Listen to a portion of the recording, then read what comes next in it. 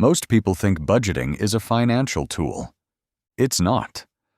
Often, it's a psychological drug, a ritual that treats your anxiety while leaving the spending machine running underneath. You've felt the high. You open a spreadsheet or an app with clean categories. You assign every dollar a job. You color code the month. You close the laptop. And for a moment, sometimes for days, you feel richer. Not because anything in your account changed, because the plan did. That feeling is the first sign of the trap. Not because planning is foolish, because a budget is unusually good at selling control while changing almost nothing about how money actually moves. Meet two versions of you. There's the Sunday planner, calm, rational, full of intentions, the one who builds the map and feels proud of it. Then there's the Wednesday spender, tired after work, hungry, scrolling, standing in a checkout line where convenience feels cheaper than willpower. Budgets are written by the first person. Months are lived by the second. And most budgeting advice pretends those two are the same. The Sunday planner believes future. You will consult the sheet. The Wednesday spender barely remembers the sheet exists. Not because they're careless, because the environment changed, energy dropped, options multiplied, and the decision got faster than the plan. Here's the quiet trick. Once the categories exist, your brain often treats the plan as the reality. The spreadsheet becomes proof. I've looked at it. I've organized it. I'm on top of it. That feeling can lower urgency, even before the month has started, even while your defaults stay exactly the same. So the ritual that was supposed to create awareness quietly becomes a substitute for awareness. It's the illusion of completion. Your brain likes closed loops.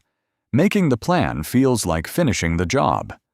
Living the plan is a different job, and it doesn't give the same clean hit of done. Then come the category games. A budget doesn't only track money, it invites negotiation with labels. Is this food or lifestyle? Is this transport or convenience? Is this self-care or impulse with better lighting? Is this household because it passed through a grocery store, even though it was really a treat? Watch what happens in the sheet. The total can stay the same while the meaning slides. Survival softens into lifestyle. The color changes. The conscience relaxes. The dollars never got more disciplined, only better named. That's how someone can stay on budget while spending exactly like before. The plan looks great on paper. The constraint quietly left the building. You've probably watched this happen in real time. A takeout order becomes meal prep failure, then food, then necessary. A random package becomes household. A comfort purchase becomes self-care. Nothing evil, just labels doing emotional labor so the sheet can stay green. Then comes the moral receipt. Once you've made the plan, or stuck to it for a few clean days, your brain often collects a virtue ticket. I did the responsible thing. I budgeted. I'm the kind of person who handles money. And that identity can unlock freer spending at the edges, not always dramatically. A nicer dinner because the budget allowed it. A small upgrade that now feels deserved. A purchase justified because another category was under. It's the financial version of eating a salad so you can justify a double cheeseburger an hour later. The virtue was real. The permission was the point. Then the plan meets the month. Real months are not spreadsheets. They're fatigue, invitations, forgotten subscriptions, and just this once moments built for speed. A budget assumes Sunday you will show up at checkout. Most purchases happen before that version of you arrives. So Sunday becomes a ceremony. Weekdays become autopilot.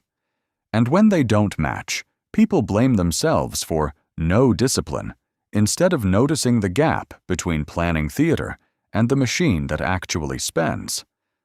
That's why so many budgets die in week 2.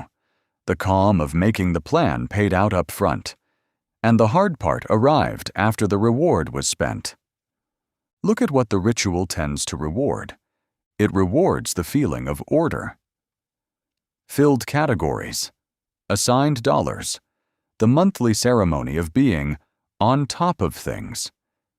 It does not automatically reward changing the defaults that create the spending, or catching which labels are fiction, or asking whether the budget is describing your life, or negotiating with it after the fact.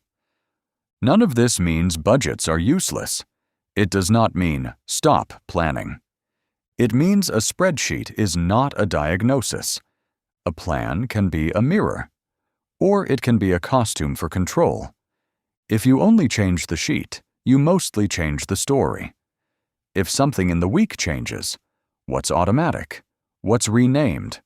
What gets a free pass after being good? Then the plan is doing real work. If nothing in the week changes, the calm was the product. The people who make planning work usually aren't worshiping the categories. They're watching the behavior underneath. What gets renamed? What gets celebrated as allowed? What happens after the virtuous planning session? And whether the sheet is changing the week, or only calming the Sunday version of you. Again, this is not advice, it's a pattern. When budgeting fails, it often fails politely. No crash, no obvious mistake, just a beautiful plan sitting next to a month that kept renegotiating reality, while the brain kept saying, I already did the responsible thing. I made a budget. That's the trap, not the spreadsheet. The story the spreadsheet tells you about the rest of your money.